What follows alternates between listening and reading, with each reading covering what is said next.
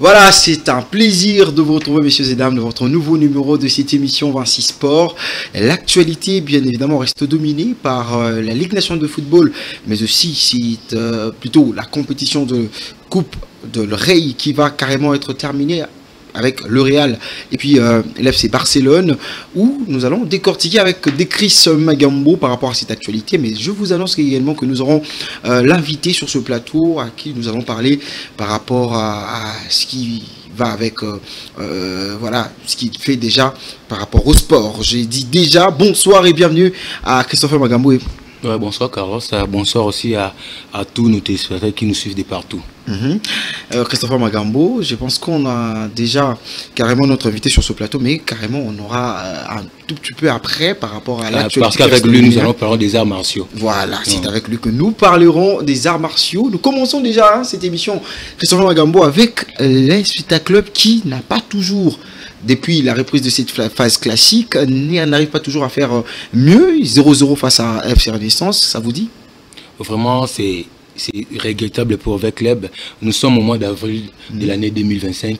Vecleb n'a gagné aucun match. L'équipe a livré 9 matchs.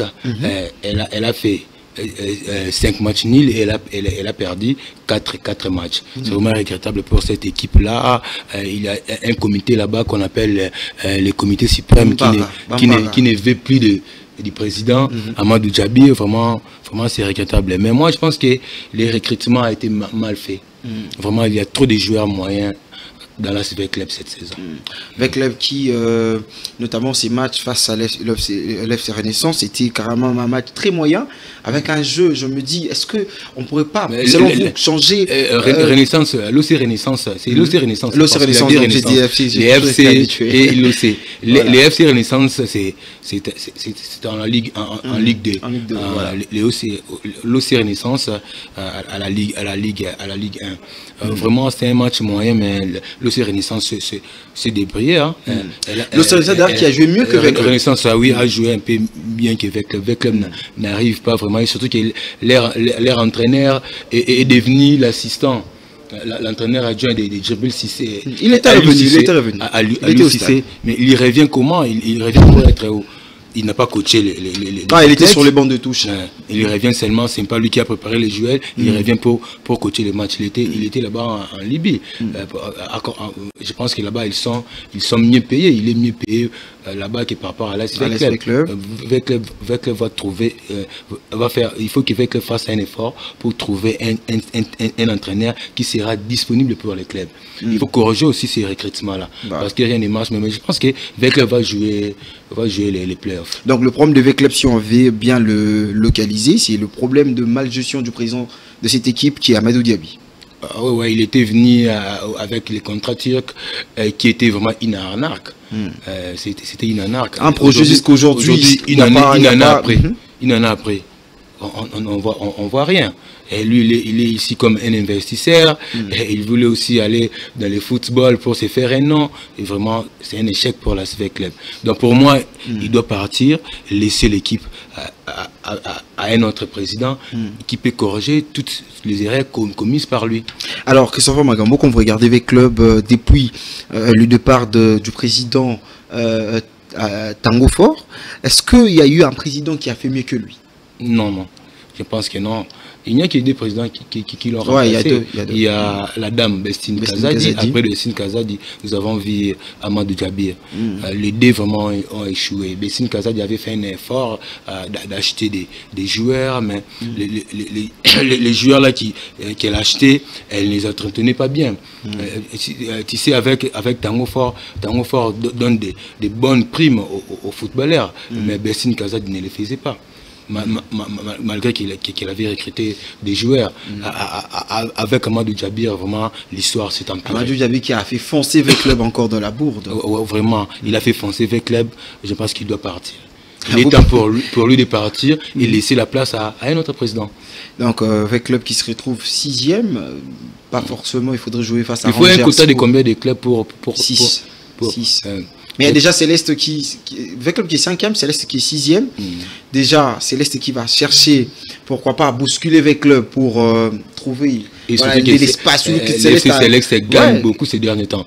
Moi, je pense que parmi les 6 clubs qui vont jouer les playoffs avec Club Serra là. Céleste qui a battu avec Club. Céleste avait battu avec Club dernièrement. Mais les matchs restants, avec Club va jouer face à quel? Face à Rangers, face à Kouya. Rangers est un peu fort, hein, je pense. Mais pour Kouya, là, avec Club peut gagner. Mais je pense que parmi les six premiers, avec Club va figurer. Alors, il n'y a pas simplement avec Club, mais aussi derrière Club Motema Pembe, Christophe Magambo, qui se réveille un tout petit peu. Oui, avec les nouveaux staff techniques, là, je vois le coach là qui a la nationalité du Congo-Brazza, nos voisins, il s'appelle Barthélemy Ngachono. Il est assisté par Malé Makanzu et l'entraîneur de gardien Eder Bondo, qui est mon jeune frère que je salue à passant. Je sais qu'il est en train de nous suivre parce que lui, c'est un grand téléspectateur de cette émission 26 Sports. Depuis leur avènement, Dering s'est corrigé. Hein. Ils ont livré des matchs. Ils ont fait un match nul face à l'ASV Club, un match qu'ils avaient dominé. Ils ont battu l'OC Renaissance par 2-0. Il leur reste 2 matchs. Ils vont jouer face à New Jack. Une équipe quinoise qui s'entraîne à Kitambo au stade Vélodrome. Ils vont jouer ces matchs-là ici. Je pense que c'est un match qu'ils vont gagner. Et ils vont finir la phase classique par un déplacement. Ils vont se déplacer à Kindu, une équipe de Mani Maignon qui est vraiment assurée de terminer première du groupe A. Alors, si on est d'accord avec Valdi Makavanga à la régie, on peut voir carrément le programme. Hein. Comment ça se présente, ça va nous aider à Sikou Akiva, carrément. Jouer avec le club, c'est bien les dimanches. C'est dimanche à 13h30 au stade de Martin de la Pentecôte. Et bien évidemment, à 15h, c'est Dessampé qui va recevoir Noujak. Et puis, le même dimanche, Rangers jouera au Stade Tata Raphaël face aux Aigles du Congo. Et puis le mercredi 9 avril, là ce serait 15h, Rangers va être reçu par avec le regarde le programme Christophe Magambo. On sent que ça va être les classements vont être très bousculés. Déjà l'équipe va essayer de se relancer en jouant face à la Sekouya. Donc une victoire va vraiment peser la morale de Veclebien. Je rappelle ici que j'étais au stade, on a vu comment le supporter se sont acharnés face aux joueurs. Il y a eu des projectiles, hein, les joueurs ont manqué là où c'est caché. Ils ont raison. Imaginez-vous, nous sommes au mois d'avril, ça fait 4 mois depuis que nous sommes à l'année 2025, l'équipe n'a gagné aucun match. Voilà, il faut s'énerver. Ils ont raison de s'énerver. Mais moi, je pense que vraiment, la première victoire de l'année peut arriver face à l'Estekouya. Et confirmer leur qualification face à Rangers, qui est une équipe redoutable. Bien évidemment, il y aura également Céleste qui va aussi jouer face à New Jack. Ce serait bien évidemment le mercredi du 9 avril 2025 à 13h30 au stade de Martin de la Pentecôte. Mais aussi le deuxième match qui va arriver à... C'est pas Angers. Céleste face à New Jack.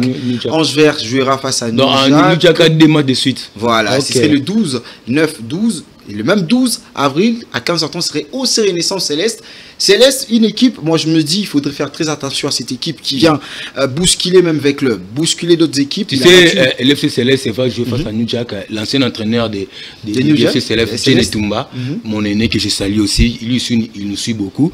Il est actuellement à New Jack. Donc ça sera un match difficile. Un duel, on peut dire. Il va chercher à venger l'FC Céleste qu'il a chassé, parce qu'il n'est plus là-bas, il était à la maison. Et ces derniers temps, il a retrouvé les bancs de touche avec New Jack. Voilà, je pense que les duels seraient bien serrés parce que une fois que vous perdez des matchs, vous serez disqualifié pour les playoffs. Le club est obligé de gagner ces matchs. On passe directement avec ce qu'on appelle bien évidemment Coupe du Roi. La Coupe du Roi, en espagnol, on l'appelle Copa del Rey. Copa del Rey, c'est bien évidemment c'est grand classico qui va s'annoncer déjà, c'est 26 avril 2025, on est encore en 2025. Un classico à finale, voilà. C'est bien thématisé. 320e classico de l'histoire entre ces deux équipes, la 39e en Copa del Rey, ça vous dit quelque chose, Christopher Magambo? Ces derniers temps, c'est Real qui a... Je peux dire quoi? C'est Real qui souffre. Cette dernière décennie. Non, je parle de la Copa del Rey. Ah, de la Copa, ok. J'ai suivi des finales. Je pense que j'ai suivi 3 finales. Le Real a gagné 2 fois et le Barça a gagné une seule fois. Mais le Barça reste l'équipe la plus titrée de la Copa del Rey, talonnée par l'Athletic Bilbao. Mais ces matchs ici sera vraiment une revanche pour le FC Barcelone. Tu te souviens encore, lors de José Mourinho en finale, le Real avait gagné. En 2014 aussi avec Gareth Bale. Gareth Bale qui avait traversé les défenseurs là, pour aller marquer. C'était vraiment un bissomptier. C'était en 2014, dans les 2 finales là, c'était une blessure pour les Barcelonais. Cette fois-ci, les Barcelonais vont faire un effort pour venger, pourquoi pas battre les Real, parce que les Barça de cette année vraiment est en forme. Battre les Real et rapporter les 2e titres de la saison. Parce que les Barça avaient déjà battu les Real lors des Supercoupes, de l'Espagne, qui se joue en Arabie Saoudite. Donc, le match va se jouer le mois prochain, non? La finale de la Copa del Rey. Le 26 avril. C'est moi ici. Donc, dans quelques semaines. Aujourd'hui, nous sommes le 4 avril. Donc, pratiquement, c'est dans 3 semaines. Dans 3 semaines. 21 plus 4, ça fait 25. Donc, dans 3 semaines, la finale va se jouer. Dans le Barça en forme, une équipe qui n'a pas encore perdu durant cette année 2025. Nous sommes au mois d'avril. L'équipe gagne et gagne toujours et fait quelques matchs nuls. Donc, ça sera vraiment une revanche pour Barcelone. Pourquoi pas battre les Real de Madrid et remporter une Copa del Rey de plus. Real qui reste un lion blessé, qui ne permettra pas à l'équipe de FC Barcelone.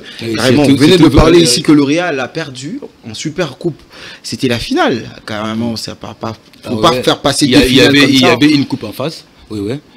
Cette fois-ci aussi, bon, c'est une finale. Une finale, on a toujours dit qu'une finale ne se joue pas. Une finale se gagne. Et surtout qu'Ancelotti, c'est inhabitué de remporter des coupes. Ancelotti perd difficilement une finale. Depuis qu'il est entraîneur. Donc lui, lorsqu'il joue une finale, il remporte des titres.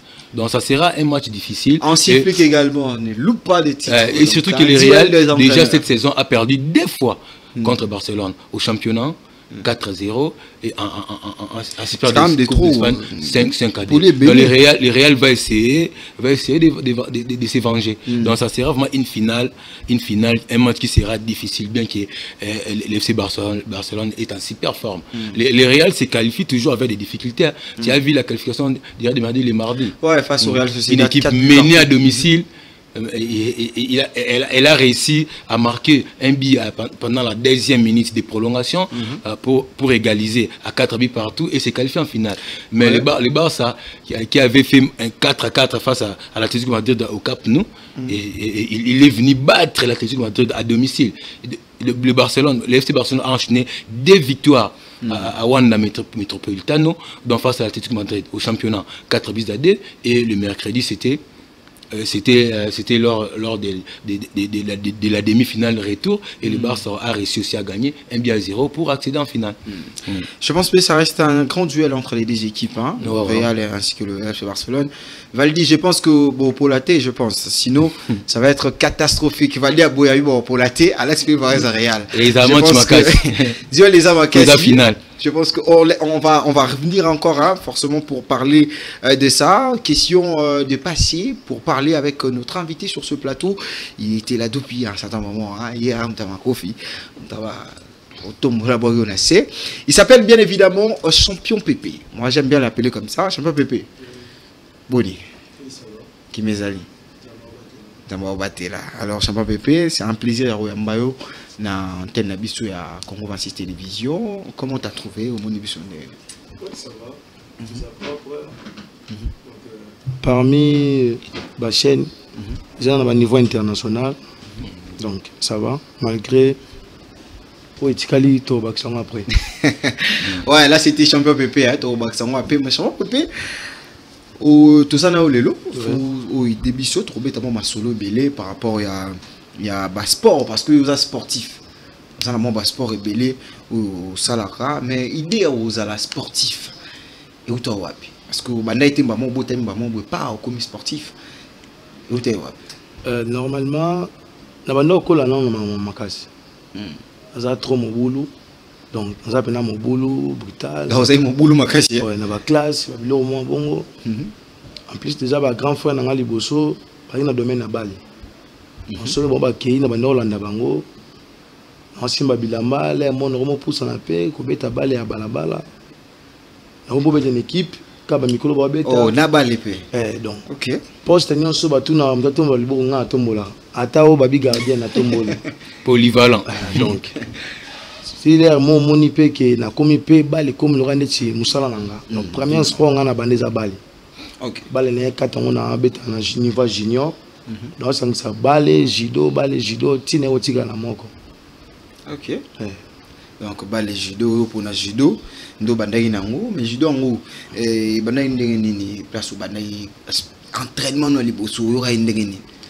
Non, normalement entraînement nga liboso no ka judo passe par rapport na bali na beta na za hotel makolo mutu atolo c'est tout que na judo nazo ko na c'est faut ça ba maokemi donc zo ko na c'est ba mukongo c'est la première fois. Tant on zonginda ku sentir que le roi va betio ba fimbo. Donc c'est ça, poser le cours déjà au côté, c'est la première fois.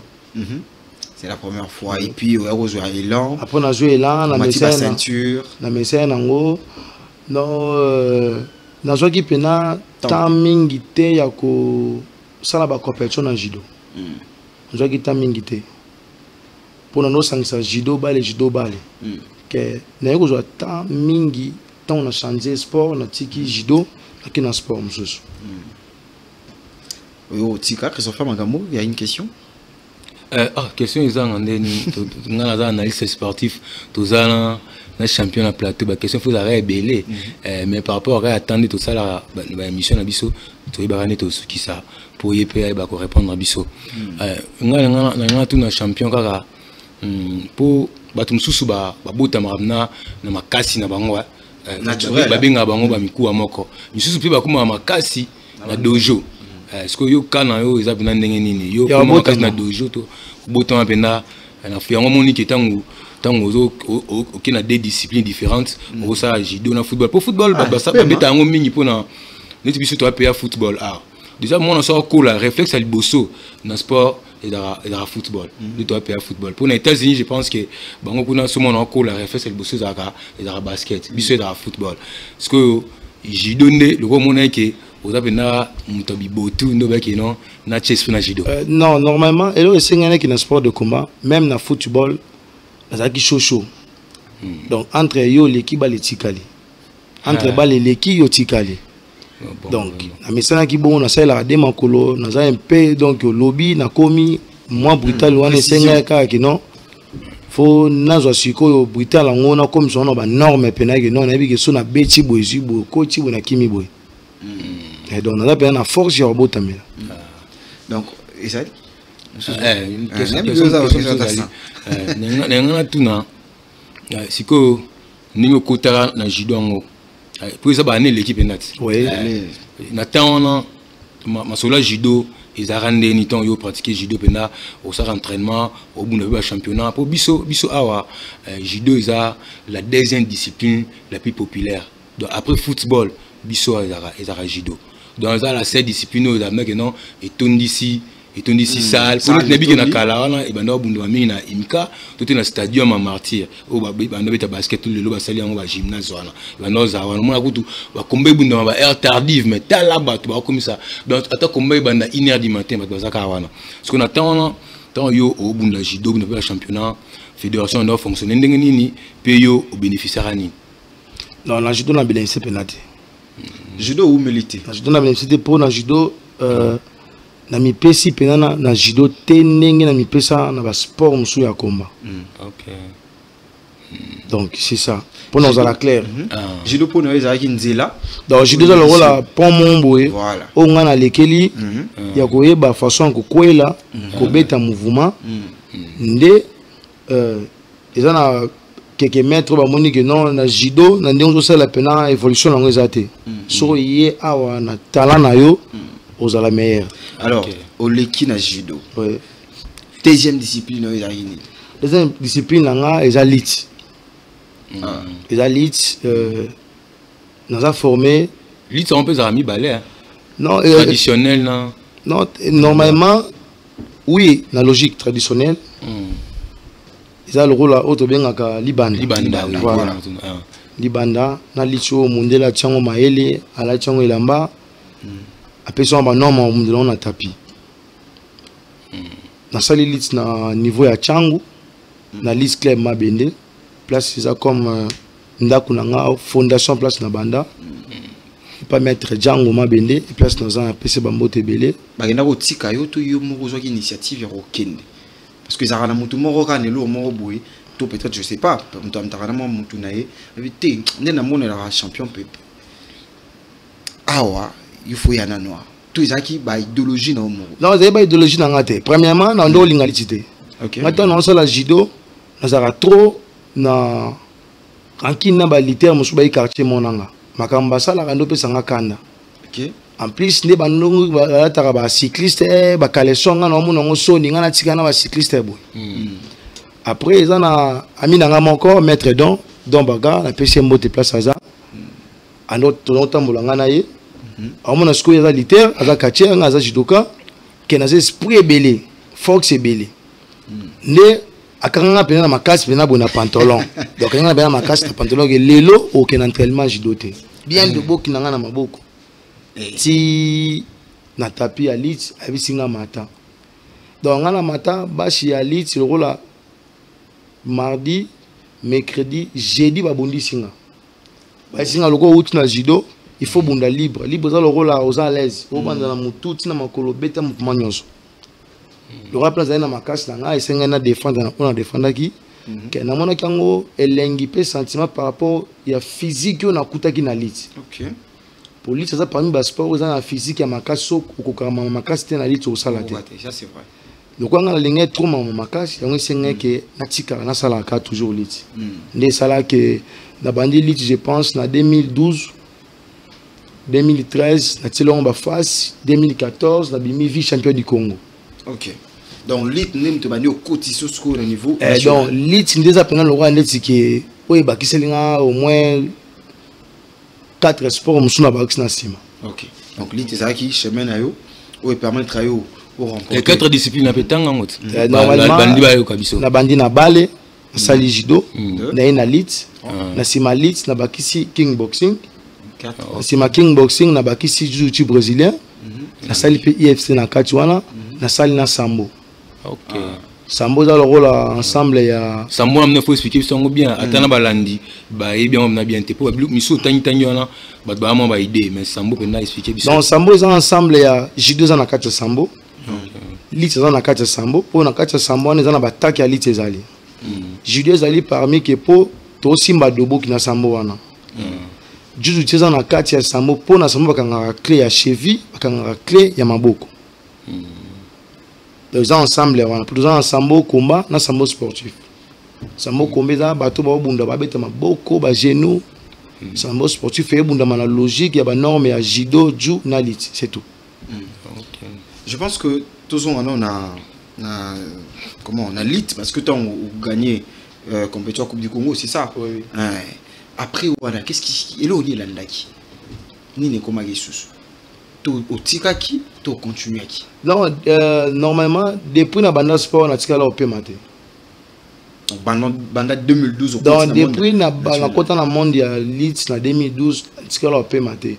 Ba sala une opération na boyana ba tchanga mbeli pour na mona loko élection l'air. Donc opération normale ou ezara ba pandis. Ouais, opération normale ba pesinga ba kiss na meli, ba pesinga ba kiss na tie, maladie pe bimi, ba iso que non faut vendre 3 mois, ngana vendre 2 mois. Pas besoin de tapis pour ngana na posa bitumba. Vino ya bitumba. Na bitumba. Donc na la route nzala bitumba. Pour en plus tant on s'en non judo batuminga ba dobo ki na ko tapis de 3 fois. Na meka mo seksabino ba pesanga punition na ndako mama lobi ye soki ake judo na wana ko liate. Pour ndena na ko lo na za voyou. Quand on ande ba no e baté so batika nga no ko la melero ya msupe na mama na mbila. OK. Pour na face na nga pour na ko mambila mais ça facile. Abina ko lia liso na ndako te. siko nota na nga ba face belé batiki ba cercle ba ba yume pa na nga na liate parce que na ko ba face niveau mon lé ba to ba vandi libana nga na côté na palais to boli fufu na nenga se donc na lié fufu na nenga se ok mais so teli libo ne zindi alors lambi yango pena nenga se boli o ba teli mutu mususu nga na to boli na nenga se sani ya fufu bimisi fufu fandi bota mo bimisi fufu o ya se na toboli na le fufu otika kombela li kolonzi bango mona ngo boli normal nzo ande mutalia gi donc yo okata okati bo moni bina ke terrain non construit donc yo li kolonza na ngo bien normal c'est non de bébé nga sa ibno a scène sérieux to wana ni pona linga sport to ba moni ga non lelo bakanga nga na sauter mi na ke na ye mama lembi bo tilega biloko ya na liaka na nga pe na ba face maintenant nous liaka non na nenga na liaka na nga ba ko peut-être que fufu bo eneni muto andima zate pour nga d'abord provenga ke na liaka na liaka en plus pe le ba sa ba débat na nga za ba bala so na kotika na phase ba biki na linza so na pe na nga normal kitoko calme à l'aise après dur la belle sur les ça y wana ne bande parce qu'on est au début na yo hein on bandi ne bandeli ba prévu parce que muto ndimelo ne bandela za na terre parce que mona ra noté ozo ki da chema mabe ou na bitumba et puis bitumba na na zonga na moi détail moi muki nga na mutu est-ce que ça arrivait que na balabala pe au bundi non normalement déjà muto oyo ça la arme action ne tikom biso boye ko bunda na balabala est interdit na ndenge ba pesa biso ba conseil na tapis c'est interdit pour par exemple na kutana mutu ni tsoka la sporter na bundi na e elonga na ko bete façon ko ela ebité déjà ça problème ka sikoyo ne bandeli na ondinga na otuna te ne bandeli le maîtriser peut-être par règlement non ne bandeli pour maîtriser règlement et ça problème était qu'est-ce que ça na c'est pas milliers na milliers monsieur abiso to ko na ba chango wana donc faut bunda même ata pasteur Zakayanki ok donc moi pareil que il y a mon terrain il y a football pour dire qui dans ça la sport même na ligue on a no yara na balle ça na bon na balle pe moi pareil que na troisième division mon na kina na ba champion te gagner en robeta ka match pour par rapport na fungula souffle pour na tima mbango makasi comme na terrain mutu mo ne tike genre moi boya ayende nani asali nini azong sani moi d'ailleurs non faut na s'appliquer quand il peut balle match ici dans la façon okangi batu bali kangi pena bale match ici so pe risquer que non mais cité libanda biso équipe monsieur Koti babi que non kinga ni champion pepe mdawa loba awanda ba que de ça bon combo on est champion combo champion pepe ni bandeli bon ote ba non normalement na bale bano benga nga double sim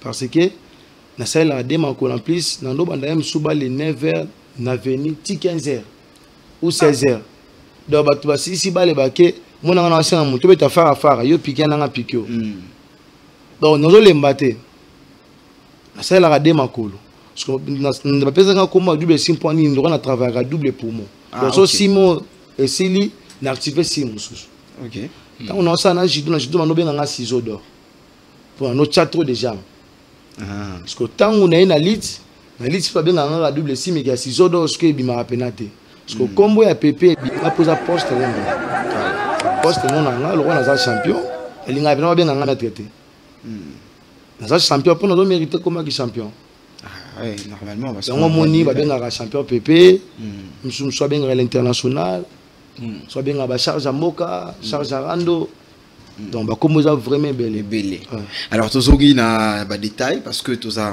vraiment besoin au bandi au mata oui gagner compétition à Liboso il y a Liboso il y a Vinayo les avec coupe du Congo vice champion du Congo 2014 na Maïcha Parna Royal après ben Chelo Yoruya après wana je pense tant ba ko sala sélection mongo ya 2015 batuba kende Jeux africains na Brazzaville ndinga na côté équipe nationale ok donc na côté équipe nationale depuis 2015 donc ce que na Jeux africains est-ce que Bunapé non na Jeux africains wana normalement na mérite quitter mbala mona qui ne voyage pour une équipe nationale non likamba chance de deux travail na yo qu'elles ont ba conditions aux aka moins belé au cause en peu bon bagose après autre en voyage que un sous passeport non limité donc au mat avion te que non ba somelo bio sans passeport mosusu mo pe entraîneur azana ke esprit na yo na yuzo simba te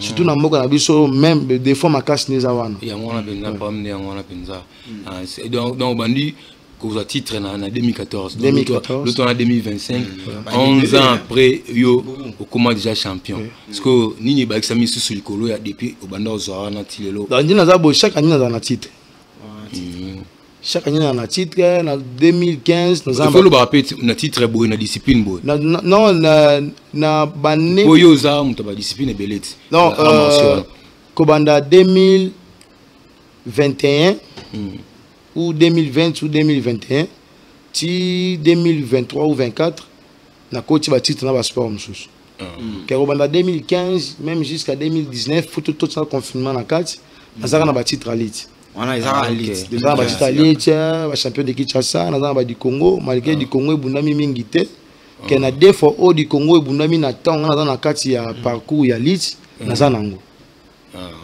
que le quoi de Kinshasa ça la mara tout le temps na za nango na zo rappela de chaque année na nango de na journée agricole na journée libre donc on doit aller évoluer nango après ba titre baxi depuis 2020 depuis 2000 siko na 2025 na za 5 fois champion à judo na niveau Maroc na za champion à sambo na niveau Maroc na za troisième vice champion d'Afrique na compte ya Congo na sambo on appelle la catégorie dans différentes catégories là ils ont notamment na variant na comme ba 86 kg mais mimi obunda mimi na ça la 74 72 kg parce que lourd venait bandana combien de kilos oh ils ont lourd ils ont déjà nous tous dans 74 ils sont déjà moins lourd ils déjà lourd déjà ça au moins 5e bagarre OK c'est bien vraiment ça on a un véritable champion penda avec des médailles. Ben, ouais, je pense que la médaille est ça. Total, ça m'a l'air aux yeux en moto, ça, détail à parcours, parce que les c'est important que les gens sachent comment, les motivation, parce que Belé, banda rapera netio banda yoana, mais après bakati. Alors motivation ni on est au matayo, tant banda ni bandelo wana tio comment en 2012. Normalement, parce que on est aux oui oui, ouais, on est aux mutu na mutu azana lolenge na ye oyo nzamba salai za mutu mususu batie na classe aza mécanicien kanzo kane lobi nango ye azana m susu entre maman na mutu ya construction ke siko atangi long classe mingi ke a continuer yango te na lininga libanda ke akuta na pire ve na ye momboye amemaka ye comme aide maçon lobi nango kompe mutu makasi na construction OK nga eza ndenge na bandaki ko eza ndenge nzamba salenga na ndolinga trop sport na sport wana nazanga même meloko kolia olali pena nzalaka déjà basutiki bato balali lola mokela tongo lati capo survêt basket bandi mango retour na po na tapis oyebi ke non de so entraîner sili awa so na parler ya kitokolia na bamasa donc o benga lilie te nga na chana chate na olia pona mokonzi ah yo comment c'est la score qui champion non qui champion te na sens nini na botama na pouvoir déjà nga na temps na ye na dojo wana na bato na kutaki bazamba ancien na nga na ba never na comme obeta bango donc oza pena ke ye aza ancien na nga msu na never na lit je pense place baza ba Roland émission ba yoka ba ndeko beta bango ngeza ba nomanga par force que ozo comme capitaine non maître nga na batama ma classe vraiment aussi batté il faut comme capitaine parce que maître autant comme capitaine quand par exemple la volonté souffle belé force maïele esprit belé en plus aibi facilité au cadre club atana zate donc na ba clutch o baninga na nga moko ba ancien na nga ba bikete faut comme capitaine parce que ebi nga na capitaine so bolambi nga na peste ko benga na ngai so on est problème au boumay donc nous avons la motivation momboye en plus bateau basala ba motiver na bateau bando kasenga banzela famille nanga que yo ça le côté yo ça te dasko ngafuna ça le côté par force voilà ça dit au salango non salango pour lobby nanga tant manu ba que non entre abomoni bomane ko boya pe na lobana bango lelo lelo baza peut-être fier na yo baza fier na ngai ya makasi baza fier na ngai ya makasi za mutu musa ko kende place boye atangi komona nga yondelera kingani atika ya kota ah bien l'équipe c'est bien matayo na mona connaît donc ma facilité wana pour nga mona nga mon pépé na nga fait vert un vrai champion na a se confirmé dans la compétition et on yo na et le sali na parcours na donc ba médaille aux mona cinéma Maroc on a pays sérieux donc compétition ibuna makumna donc gagner la médaille na ba pays non en plus na Maroc 2021 posa bolingo mboka Maroc elingaki na changer nationalité. Je pense que le président de la fédération. C'est qui non, Baboyaki. Le président de la fédération Baboyaki. Baboyaki, ils ont un président de la Fédération au Koufa. Pour pouvoir en 2021, assisté dans un mandat en 2025 en décembre. Baboyaki qui a changé. Pour nous, Nabimi champion. Nabimi champion. Toujours dans la catégorie de Yozo Betabato. Nous avons dit que le moyen Ali a une nationalité comme au Maroc. On a ici Fédération Congo est boy. La place qui n'est pas qu'un monsieur boyaki, un monsieur va soutenir nga ndenge makambo esenga to kuna ndenge lingo soutenir nga. Pour bazana facilité. Kuna ba blague hein. Bazana facilité on pesa ondaku ozo kende coopération. Ozo kama monta mo ya mbongo na mato ipena ke non. Na occuper bana na occuper famille. Motivé pour bunda makasi. Oui. Kutu wana monsieur je pense na kola la pongite la bingo la linga na kimambango. Pour Nanzala na Congo, les bateaux balades nga la muki 4 ans qui maman on a zéro. Si qu'on a dit que na vandi boy so na longue loko mongo eza. Donc ba black ité. Parce que la fédération na bisondo bundel ba mingi. Ba ndem na soutenir un peu mon makasi. Eza passe beaucoup. Donc je pense ngai nazaka moi comme baloba makila mabe pour la vérité. Pour la vérité. Biso awa lelo na Congo, la classe belé, à Kondima, à quel voyage, à PC et l'autre côté. Que pour vika mataki avion à PC Sirvet. À Koufeliga. Et d'ailleurs Koufeliga Sirvet dans l'avion, au moins n'a pas accueilli Penzamba ça la ju médaille. Ah, belé hein. A ju médaille que ayo zonga la médaille wana président biso ngo ke na obenga bino. C'est tout. Et si après un mois, les choses, nos préparations, nous sommes préparés, c'est tout. Que mon amboka ngani, mbongo ebimi. Parce que normalement, mbongo ane za mbongo ya président, moi si nae, c'est tout. Biso ba classe, c'est onyo comme pamba. Alors, moi je pense que dans ma question, Mouisa, souvenir ni amabe. Depuis bandaki na lit, voilà on kabola ba sport hein. Au football pena, et ça y carrément et permettre aux joueurs à souffler. Mais au banana lit, judo, voilà, judo, c'est au mata. Souvenir ni na mabe ou champion PP, hein, na atikala nango, ou soit fan d'avis, ah, il est japonais l'hôtel, japonais l'hôtel. Souvenir à mabe, premièrement, sport et bandé c'est la classe. Na bandé la classe, na katani po, na temps où que non, faut na kende kolande ba dossier mususu na école. La salle ba mbongo na musupona ke bunda compétition, foot ba peser, ba transport, ba nini, mbongo na frère. Mbongo na ngani musuno okata na nchiki na kina mamba sport. Pas okepe bo non, o pesi ba mikana musuno arrêter faut ça autodidacte. O bandeli penchiki. Et bandé ça au classe. Lichi oyo. Dans un souvenir mususu mo na famille biso que non, yo to kipo soute posa mutakis. Pour ni na sala sport. Non, lit c'est du mana caché que non, littéraire à caché, à la montaki, c'est le moment. Dans un mauvais souvenir, mon chose que non, na tika na ba déchirer à ma casse, na corps na cause ya sport, na compte ya mboka. Cause na sport, cause ya mboka. Cause ya mboka. Donc entre bien avant dit ah on a beaucoup na Mukongo. Donc aussi problème la compétition. Dans un problème d'entraînement pour nous préparer pour notre drapeau RDC. Que na se soigner na mongo na ngamoko. 2021 na zongi na bandi préparation 2022 je pense na ba main na yo buka na décote na préparation il y a RDC.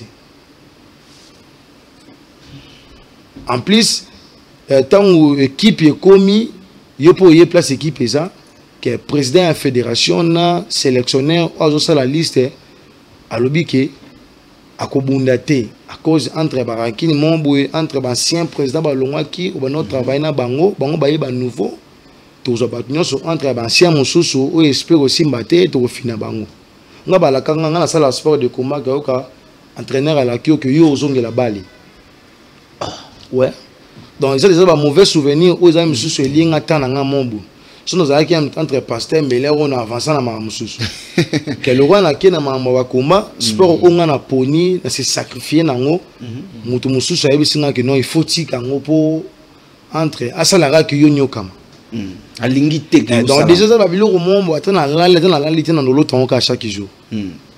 Est-ce que champion Pépé oso confirmer tout question hier mingi pour na sportif ezara ba clété hein hier pour na footballeur ba te belé est-ce que on dit m'a rappelé qui c'est na mambo ba sportif non moteur on dit ma qui c'est na mambo sportif moteur na qui nga na kopesa qui c'est gaz déplace na bandi ponga za na bato o ba geranga donc nga na kopesa qui c'est gaz tamu kita moko monter ponga na bandi affrontant ande combat Jésus combo ya petchwano o bato akomisa sope nani soki nani na kotanga communauté ota communauté jamais nenga tuna question mo carotte champion Pépé éclairci biso na nous pour la likamo boye nitinga personnellement mituna ba question belé nabi ke ba catcher ba zaraba litaire na nous pour catcher ça des disciplines sportives té et ça spectacle ende baloba donc ba litaire ne ba comment ba catcher parce que nous ti biso na mboka na biso toza na fédération mobimba pour na catch pour na yo le kono mona monde vi marambo ba catcher ba sala ba spectacle surtout catch congolais non normalement ce qui n'a mona on ndenge et ça le roi neti muto mombo olongwe comme joueur lobi nango comme entraîneur ils ont soupa longwe joueur beaucoup comme entraîneur comme arbitre par exemple nga na sali lit lobi nango na sepena comme catcher donc par rapport ils ont na âge mususu na catch mutako bunda kena lit ko bunda te par exemple na combien mususu na 50 ans na 50 ans na catch na bi kena na montre na kokanga muto stop muta telemi na sema ba j'ai abini pas na gagner kena lit déjà même à mangu même à kokoya au coral sauter donc catch on est le quoi reconversion hein déjà le roi que na yene nazo ki no kota ko voilà OK na comprendre pour ngam na elekilanga parce que neti surtout tali catch ya mindele mimi catch américain au total aka tout le monde amena que no au moins na sportif bien il a un peu spectacle ils ont la réalité même babunda moi mkio baloba que non ne faites pas chez vous ne faites pas ça chez vous non même ana Congo zali sont les conséquences sont réelles Denis Kamba ya ça compétition en catch na mardi ils ont au moins 2 jours ba catch ba lamuka na cinquantenaire nazo ba tison ya masque ya lamuka na cinquantenaire le boko na mettre bible 5 chantier ba bete pena ba chevaux na ba pa ou lamuka na cinquantenaire. Ah, ok. Je pense ils ont une vidéo sur le canal TikTok les mêmes bateaux ba lamsa tizo na cinquantenaire ba uta oboma mutu moko na combat donc on bateke ba uta ko boma eza ke ba beti mutu mouvement mutakoi mabe que tant akei so ba sala ki opération comment ndenge koma ki na place koma ki wa OK pour mon que non et ça comme to ko benga ngo spectacle ga yeba ke batu ba kufa batu ba buka donc APK tu on a ya sans fétiche on a pe bundama na oui pourtant baba mo cheveux na to le salio dessin na ebité to les biscuits to za pena on ti ba conseiller batu que non ba conséquences ça réel bu sala yango te nini yango mona mais là nous ba question parce que eza ba sportif ni ba sala yango so comme on a ke mutu to binisa mutu azo stopper na musika mutu abeti mutu coup de tête à place ngana za na meto coup de tête boyoko ya kao non soki yo mona ngo moi et le kilo par rapport pour tous en capitale monsieur ça mais c'est que monsieur ça ma ba province ba na mboka bien monsieur que oleka ta chelo ligne pena que place no talibo au mona mabeli no ma comme no kana tibulu c'est des spectacles. OK donc pour no mona que ba beti mutu mbunzu na musika ko eza facile. Ne comprends Pépé, je pense que la tuna question à souvenir à Mabé. Ce serait bien aussi pour demander positivement souvenir à ma lame ou permettre le lot au ticate parce que je me dis ce que gagner on va continuer le souvenir on a bien au ticali au lelo so fan pour le bon ils ont motivé on a continué lito on a continué combat au tinasuka normalement ceux qui d'accord ba souvenir ya malam ozaki na ko tika te pe na ko tika ngote par rapport de un na ba respect musu na zwaka na zo respect pour dans la sport pe na sport on a ponga mo zo respectant ya on ba musu ba respecter que non, il y a un compétiteur. Il y a ça boy. De deux, eza que ba place musu sunga na bima na tiama kolo. Ba place musu sunga na kota même na ba Congo. Eza na grâce ya sport. Que non, wana na noté champion qui ngana ya koti sai. Okuteni pe na mutu musu ba ba mona na musika, o moni pe dans cortège na ye ba tu ba kimi yuzo kota na bureau même sans audience. Ata o gangelo qui a prouvé que père ngana ye kaka. De deux ans que dans la motivation nango même il y a plus 2000% batu nyonso oza ki basala ka balukaka ba mona entre ngana suka na nzela. Eza passe pour na tika pour nzela za mulai.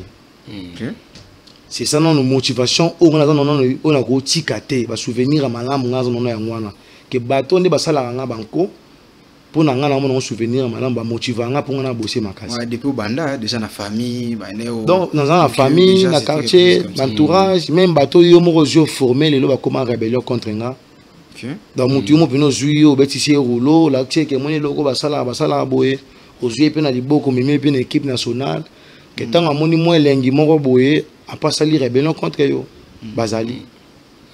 Alors champion, au déterminé parce que tout le monde ba médaille en table au début sur déterminer biso dans chaque médaille ezo laksa nini pour permettre ba ndeko ba olanda ba monyo na table. Donc normalement awa nazana ba médaille ya leti oza médaille ya jou malgré musu ça na comment na ba kanda na comment okaba même pe otikele mo ezana kaba. Ils sogi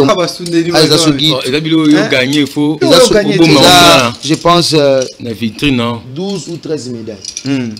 Quelles sont Nathalie na normalité na ba brevet aux ananda des places nombre ba médaille na ko yeba. Na ba oh mais échantillon il y a ba aux ananda. Donc awa na ba médaille ba de Kinshasa, médaille du Congo ezali, na ba médaille ba championnat international na Libanda, d'Afrique ezali Sambo ezali. Nazana médaille pe à Djouti à Otombola et des bandero ba mona médaille 2023 je pense aux hommes drapeau à Maroc ils ont médaille à championnat d'Afrique troisième place en 2023 ils ont médaille de bronze troisième place oui Zana podium.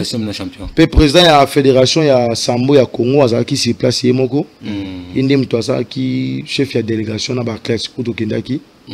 Donc le reste otikali awa bezana médaille ba Djou, oza médaille à Djouti. Je pense Maroc. Ils a 5 que na Djou sur na rapide car aux amis na moko pour ça 5 nyonso za la grande mo pour toujours premier donc on a tiki 4 nango aux amoko nango o msu aux médaille na tous on a 2024 na champion à Brazza on a Brazzaville na bondi le roi coupe du Congo ya Brazza na sai pe musa na ngai champion national à Brazza na zo na Brazza je pense drapeau pour zo mona donc o msu za ba compétition ya médaille ya toto bunda compétition ya Brazzaville contre Congo. Nous avons une médaille nango. Donc on a une deuxième place ouais. Non, si on a bien en deuxième place, pour nous avoir compétiteur dans comptant bon. Quelle la logique de choses dans qui premier pot. Et là qui moi na quota moi ça la makiwana. Quand cause on va que bitia ba quoi on sala. Voilà. C'est ça. Pour moi na Congo ba commission le roi M23 membres. Je pense que nous avons 100% congolais. Donc le contraire, on va avoir 1,23. Pour Moutoua, Mboka, jamais qu'on la rébellion en Mboka. Au Bamba, ça le rôle la rébellion. Tant que ça la Moutoua a talent, bon il a beau finaler. Tant que espace à Robima Libanda, bien beaucoup ma rébellion. Bien beaucoup ça les rébellions. Ngabna les nous question ya Souka champion par rapport à pays Nabiso, ndeka ozolba qui est mo ba côté mo belé biso.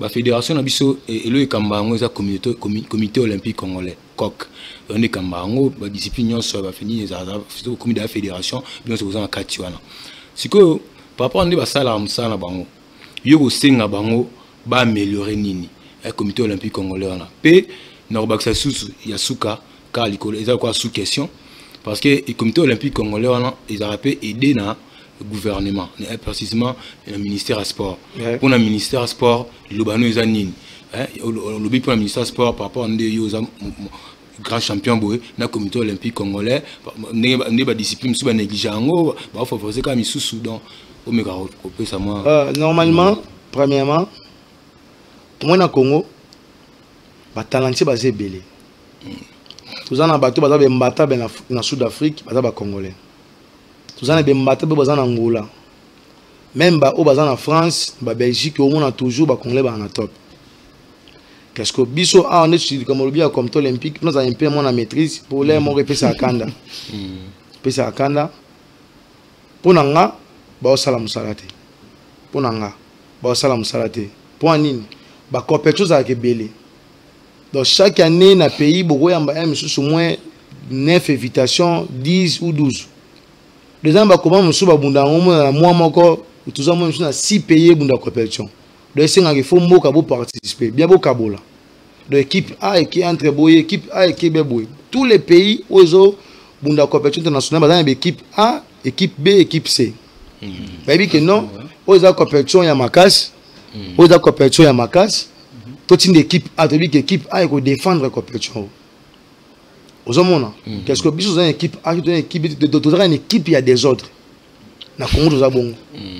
Donc moi parce que mon travail ta vendre na palenga le quoi vendre na veniment quelque part ba mélancolie petit ba mélancolie la que voyage bokendo temps aux autant fait écoute o lo batera ndengo so mélancolie na liboke ba daki okende voyage parce que nini o ngana osenga en excellence ministre sport ba ça l'effort ba ça na suivi de Roland la ba clutch nombre boni o bakei pe nombre boni o bazongi na ba clutch o bakei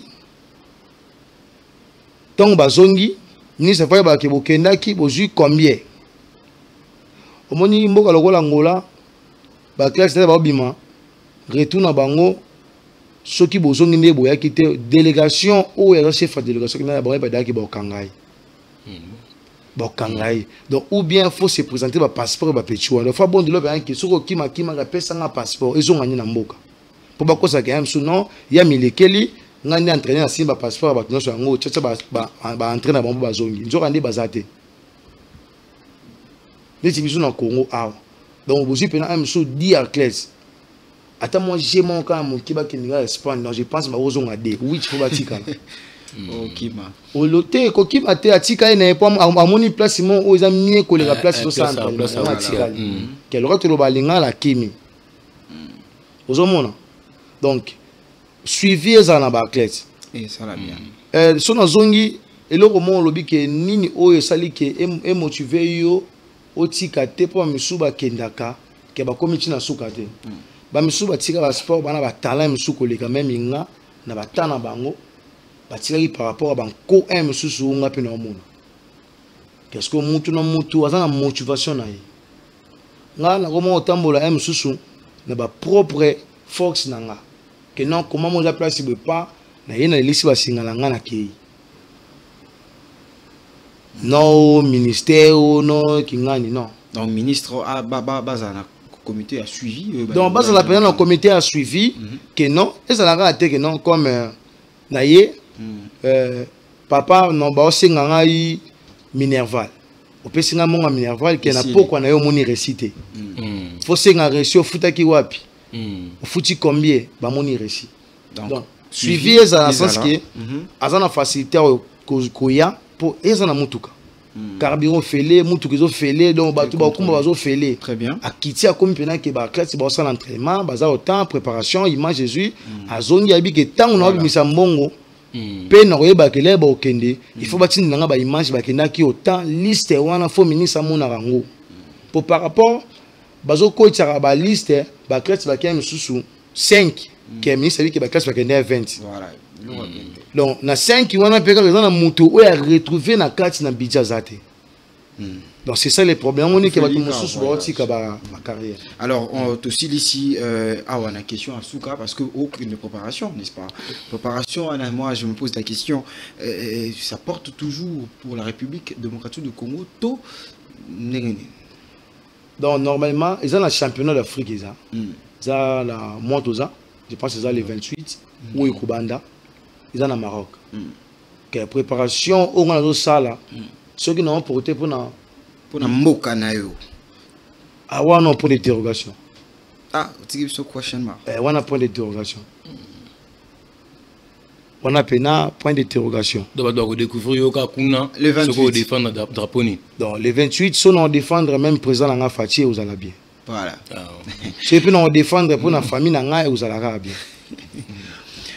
Voilà, merci beaucoup, champion Pépé. Merci de cette opportunité au Yamba Olelo. Christopher Magambo, merci à toi aussi. Tu nous as aidé en termes d'analyse aussi et parmi aussi quelques questions. Merci Carlos, vraiment, je suis très ému d'avoir partagé ces plateaux ensemble avec un grand champion. Voilà, nous sommes arrivés à la fin de cette émission, messieurs et dames. Si vous avez aimé, dites merci à Valdi Makavanga qui était voilà, au fou au moulin pour nous donner carrément de très très belles images. Il a réalisé, il a fait beaucoup de choses. Quant à moi, je vous retrouve très prochainement et à très bientôt.